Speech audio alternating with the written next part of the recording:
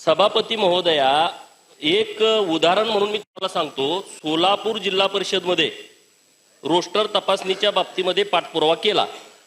या पाठपुराव्यामध्ये पहिल्यांदा 30/6/2022 ला जिल्हा परिषदनं 70 जागा या अतिरिक्त आहेत असं आपल्याकडं रिक्त आहेत असं पहिल्यांदा आपल्याकडं माहिती दिली.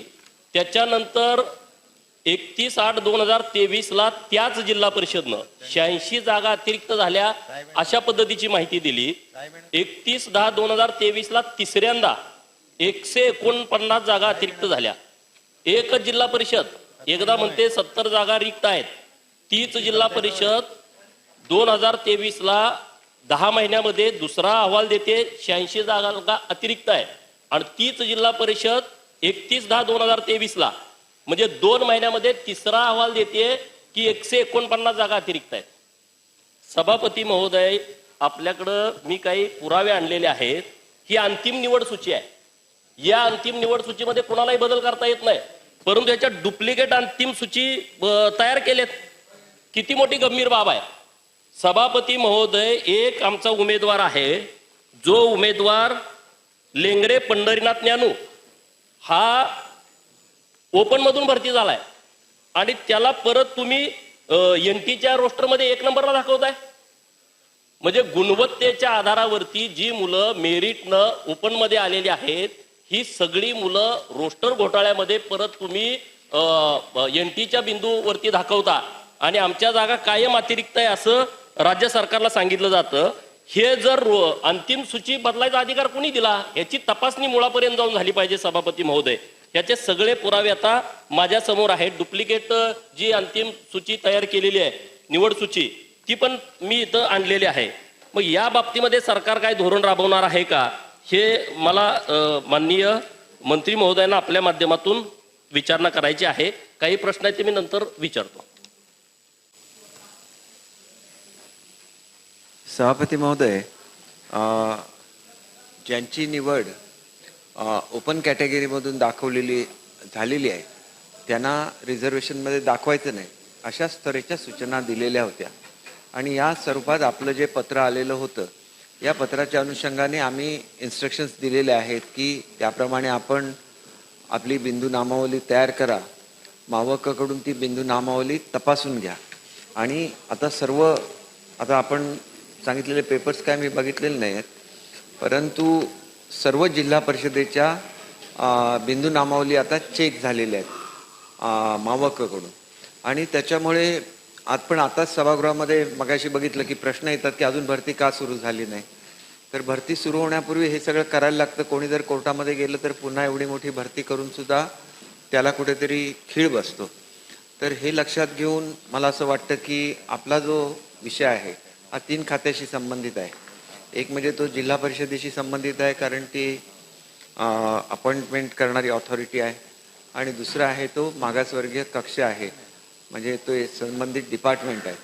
तर यांची सगळ्यांची एकत्रित बैठक ही मी आपल्या उपस्थितीमध्ये लावून आपण जी कागदपत्र किंवा अन्य कोण सदस्य असतील त्यांचे काही कागदपत्र असतील तर ते पुन्हा एकदा त्याची पडताळणी करून आपल्याला शेवटी ही भरतीसुद्धा करायला लागेल. कारण जे उमेदवार आहेत ते सुद्धा त्या ठिकाणी उपोषणाला बसलेले आहेत किंवा आंदोलन करत आहेत आणि त्यांचा सुद्धा गैरसमज होतो की हे का लांबलंय. आणि आता जी शेवटची तारीख मला दिलेली होती त्याप्रमाणे 18 तारीखला त्यांच्या सगळ्या बदल्यांची प्रक्रिया वगैरे पूर्ण होऊन 18 तारीख नंतर ते भरती काढून मी 5 शेवटची तारीख दिली होती 5 डिसेंबर. कारण खूप वेळ झाला की जी संबंधित मुलं आहेत ती सुद्धा अस्वस्थ होतात म्हणून 5 डिसेंबर दिली होती. परंतु जिल्हा परिषदेने 15 डिसेंबर म्हटलं आणि आता मी माहिती घेतली त्याला 18 डिसेंबरपर्यंत त्यांची प्रक्रिया पूर्ण होणार आहे. त्याच्यामुळे मला असं वाटतं की आपला सुद्धा जो मुद्दा आहे हा आपण सर्वजण एकत्र बसून तपासून घेऊ. कारण दोन्ही गोष्टीचा बॅलन्स साधणं आवश्यक आहे. एकतर भरती सुद्धा तातडीने झाली पाहिजे आणि भरती होत असताना कोणावर अन्याय सुद्धा होता कामा नये. त्याच्यामुळे आपण जर सर्व कागदपत्र किंवा इतर कोणी सदस्य असतील आणि त्यांना कागदपत्र घेऊन यायचे असतील तर येत्या सोमवारीच मी ही बैठक आयोजित करेन नागपूर येथे आणि तिथं आपण उपस्थित राहावं आणि तिथं आपण या सगळ्या प्रश्नांतही करून सरकार पॉझिटिव्ह म्हणून तर आपल्या याच्याप्रमाणे आम्ही पुन्हा एकदा सगळी बिंदू नामावली तयार करायला लावली. बिंदू नामावली तपासून घेतली. आता शेवटी हा टेक्निकल विषय असतो आणि त्याच्यामुळे मागासवर्गीय कक्षाकडे हा विषय जातो आणि त्यांची खात्री झाल्यानंतरच आम्ही त्याच्यावर कार्यवाही करत असतो. फक्त एकच ह्याच्यामधली एक अडचण अशी आहे की आमचं ज्या वेळेला संच मान्यता होते त्याला अनेक वेळेला संच मान्यतेमध्ये शिक्षकांची संख्या कमी होते आणि अशा वेळेला जे अतिरिक्त ठरतात ते मग कुठल्या बिंदू नामावलीतले आहेत त्याच्यामुळे हा फरक येऊ शकतो, ही एकच शक्यता असते. एरवी बिंदू नामावलीमध्ये आपण सांगितल्याप्रमाणे जे ओपन कॅटेगरीमधून निवडून आले त्यांना पुन्हा रिझर्वेशनच्या कॅटेगरीमध्ये घेतलं जात नाही आणि ह्याच्याबद्दल मला अधिक मी सांगू शकणार नाही, परंतु ज्या ठिकाणी प्रमोशन्स असतात त्यावेळेला त्याने जर चूज केलं ह्याच्यातून आपल्याला जायचं आहे त्याच वेळेला हा बदल होण्याची शक्यता असते, अन्यथा हा बदल होत नाही. त्यामुळे अशी काही चूक घडलेली असली तर आपण निश्चितपणे ती शोधून काढू आणि ती दुरुस्त करू. सन्माननीय सदस्य जानकर साहेब. नुसतं जिल्हा परिषद शाळेत झालंय असं नाही, जिल्हा मध्यवर्ती बँकेत सुद्धा असं झालेलं आहे. नाशिक, सातारा, सांगली, सोलापूर, अहमदनगर त्या बँकेत देखील धनगर आणि वंजाऱ्याची मुलं एकशेच असं दाखवलेलं आहे. तर बिंदू नामावली करताना ज्या अधिकाऱ्यांनी चूक केली त्यांच्यावर योग्य ती कारवाई करणार का आणि ह्यात सुधारणा पुन्हा त्या समाजावर अन्याय होण्याची काळजी घेणार का? सभापती महोदय, हे खरं तर माझं खातं नाही.